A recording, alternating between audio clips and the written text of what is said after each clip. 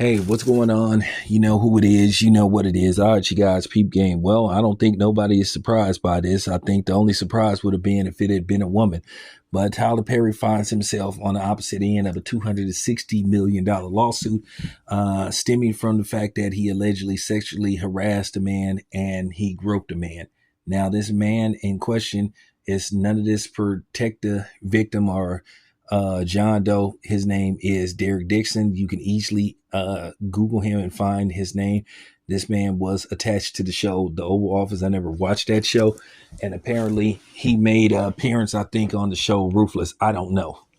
But apparently says he has the receipts. He says he has dirty texts from Tyler Perry where Tyler Perry was saying he liked to, you know, rump rober somebody. So, um, like I said, Tyler Perry has a deep-seated hatred for black men and black women.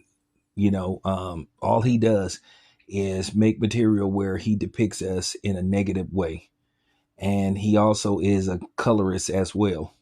He always seems to make, a very light-skinned person the savior in most of his movies. So Tyler Perry for the last 20 years has just put out material that is just stereotypical. It's not thought provoking. It doesn't make you, when you get through watching it, whether it's at a movie theater, whether it's on television, where you just, wow, I was really moved by this.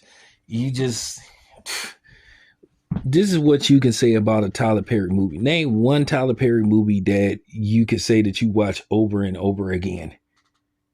Once you watch it once, you don't even want to see it again. And that's just basically the bottom line. And you've been seeing this with this guy for years. And the black community have asked him to change it up, switch it up, and asked him to stop being so hands-on with everything. Because Tyler Perry likes to write, produce, and direct everything. Now, he's turned over the ranks a little bit. He started to use writers a little bit, but at the same time, it's still on the premise of what he prefers.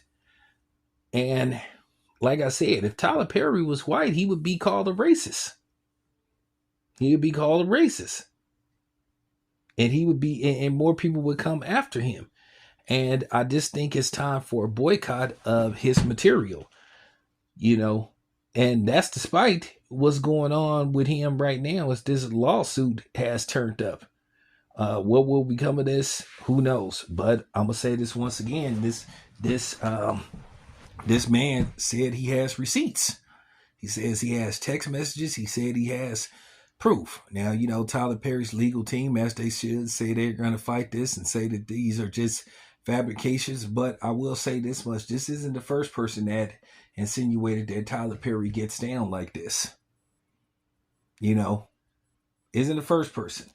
There was a very well-known actor who many people believe he was referring to Tyler Perry when he said that this dude was harassing him and making advances towards him. And he said basically, if he don't leave him the hell alone, he said he will expose him. And then, interesting enough, later on, maybe 6 months later, basically some people try to, break into his house.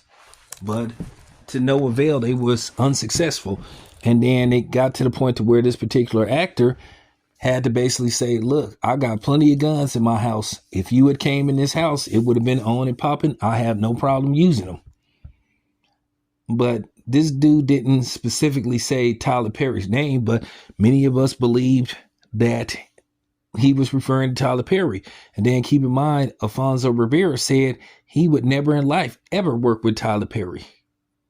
He said that is one person he said that he would never work with. So apparently Alfonso Rivera may know something or got a whiff of something that he doesn't like. So we're going to see what happens with this, what becomes of this, as more information starts to come out. I predict that more people are going to come forward and basically point the finger at Tyler Perry. Now, the question is, who would it be? Who is it going to be? Who do you think it's going to be? And some of the affidavits, by the plaintiff saying that Tyler Perry likes to use his influence and money, and his power to bully people. I'm not going to say he's in Hollywood because he's, his studio is based in the ATL. The ATL is like the new Hollywood. It's like Black Hollywood. They shoot a lot of, they shoot a lot of movies in Atlanta, period. They shot a vast majority of those Marvel films in Atlanta, at least bits and pieces. So, with that being said, he really isn't in Hollywood, even though, the parent companies are in Hollywood, or at least in Southern California. But Tyler Perry primarily works out of Atlanta. Just got to keep it a buck. So when I saw this report, I just was like, okay, let me see what is this all about. And I wasn't surprised when the accuser turned out to be a man. Look at Tyler Perry's history. Okay? Look at his history. Is this shocking to you? And Tyler Perry has insinuated that he was, violated when he was younger. Tyler Perry appears to have an issue with black women to a certain degree. He definitely has an issue with black men, and particularly dark-skinned black men. So, and you can see the vitriol he has based off the type of material he puts out. He puts out the same type of film every time. There's nothing different. All he does is swap out the actors. Fall from Grace is no different from Mia Coppola, or what's the other stuff he put out, Divorce in Black, because it always has the same premise. But nevertheless, we'll see what happens. I'll keep you guys posted. It's your boy Town. I'm out.